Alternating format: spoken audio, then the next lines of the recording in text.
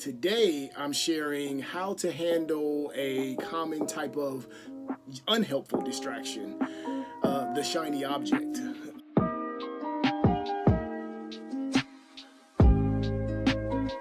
Hey, Leonard Geddes here with the LearnWell projects. I hope you all are doing well. So in my previous post, I introduced an idea of a useful distraction. It's a research concept that suggests that using planned distractions, such as folding laundry, strategically dispersed throughout our day can help us maintain a feeling of accomplishment and avoid feeling unproductive. Today, I'm sharing how to handle a common type of unhelpful distraction, the shiny object. If you're an entrepreneur or an enterprising person, a person who is into making or improving products or services, then you've undoubtedly faced shiny object syndrome. This is when a new idea flashes in your mind, usually while you are executing on a different idea, and the question is, what do you do with the shiny object? If you dismiss the idea, then maybe you will miss the great enhancement, a great enhancement to your work, your research, your practice, or a lesson.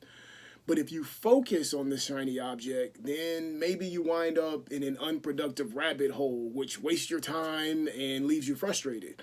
So I'm in writing my book right now, I face shiny objects constantly. They appear in the form of an idea or a direction for a chapter, usually for material that I'm planning to write about later. For example, I'm currently writing about cognitive traps. For those who don't know, my book is on transition traps, scheduled to come out next year in 2021. And it's about how students tend to fall into these students tend to fall into these transition traps that derail them from academic success. And so I'm writing about cognitive traps, which essentially is about how students and educators confuse outputs for outcomes and wind up wasting time on low quality work. So while I'm writing this, I get a flash of an idea of how to articulate the 50% reduction in class time students face as they transition into college and how that affects them. This is a shiny object. It's attractive, it's appealing, but its proper place is later on in the section that I'll write about functional traps, not in the cognitive trap section.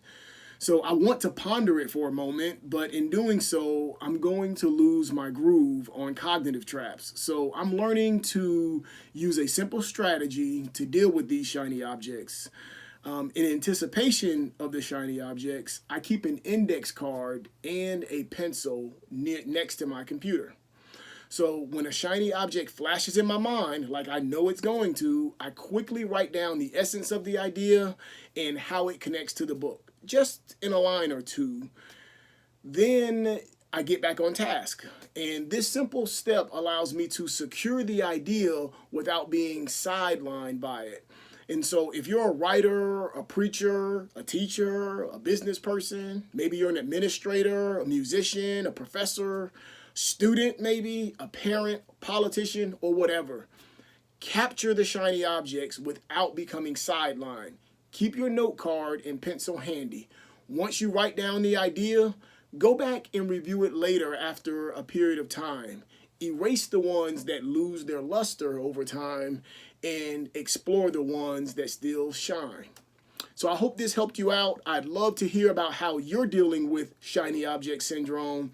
Leave your ideas in the comments below. Make sure you like this video and make sure you ring that notification bell so that I can send more insights directly to you. So thanks from the LearnWell projects. And again, if we help students think well, they learn well, and they will perform well.